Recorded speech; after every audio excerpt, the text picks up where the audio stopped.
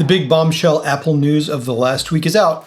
Apple has officially killed the Mac Pro, its highest-end performance line Mac. It's been removed from the Apple website, and Apple has confirmed there are no future models in development. So let me quickly talk about why this happened and what it means for us power users who rely on Apple's fastest computers. The original Mac Pro was born in 2006, when Apple unveiled a PowerPC-based Power Mac with dual Intel processors and using the same tall aluminum tower form factor from the Power Mac G5. Many in the Mac community affectionately called this design the cheese grater. The one chief distinctive feature of the Mac Pro was it was the one Mac model where Apple didn't care about the size, didn't try to miniaturize components to make it more sexy, but they let every component have as much space as it needed and room to grow and swap out. For example, the case allowed space for multiple optical drives, multiple hard drives, and PCIe expansion cards. Apple would then go on to iterate and improve on the Mac Pro in 2008, 2009, 2010, 2012, as they upgraded CPUs to faster chips,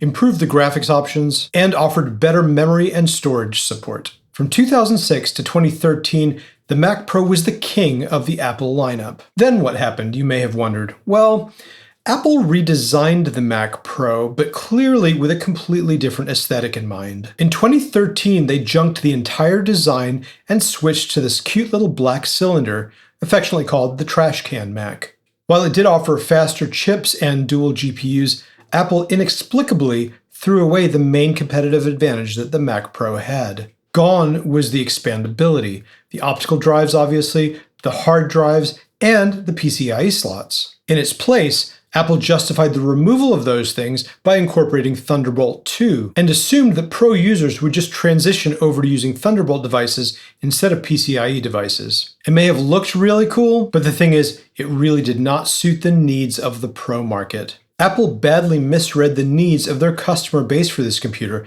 and a couple years later they were even forced to offer a bit of an apology and a mea culpa, which if you know anything about Apple, that's extremely rare. It would take until 2019 before Apple would finally rectify the wrong and completely redesign the Mac Pro from scratch, bringing back a stainless steel chassis with an updated modern look on the classic cheese grater. This computer indeed was a return to modularity and was more expandable than the previous Mac Pro. This was Apple's most expensive computer they had ever made. The base model with no additions cost around $6,000, but if you fully tricked it out, it approached the price of a car at $50,000. And as is to be expected in the Apple ecosystem, certain components could only be upgraded by Apple and not via third parties. But that isn't even my biggest criticism of that computer. Ask yourself what other major change was happening in the Macintosh ecosystem right around the same time. Spoiler alert, it was a massive shift in architecture, away from the Intel chips that Apple had been using in the Macs, over to their own Apple Silicon, which was the promise for the future. But the problem is that Apple had delayed this Mac Pro refresh so long, years too long, that users were very upset, so they had to release the 2019 Mac Pro with an Intel chip. So ask yourself, who's going to buy a potentially $50,000 computer using chips that Apple's about to retire and might not even support several years later? If you're getting the gist of this, this was a misstep after a misstep after a misstep, and Apple just could not right the ship. Even after a subsequent 2023 update that did incorporate Apple Silicon into the Mac Pro, it was just too late. The customer base for this computer had all but vanished. In 2022, Apple released a brand new line of high-end Macs called the Mac Studio, which is really what the Mac Pro should have been in 2013. Housed in a smaller but not a tiny box, it was Apple's new high-end computer using Apple Silicon without internal expandability, but with much faster Thunderbolt support for people who needed to augment their Macs. Best of all, the pricing was back down in realistic territories,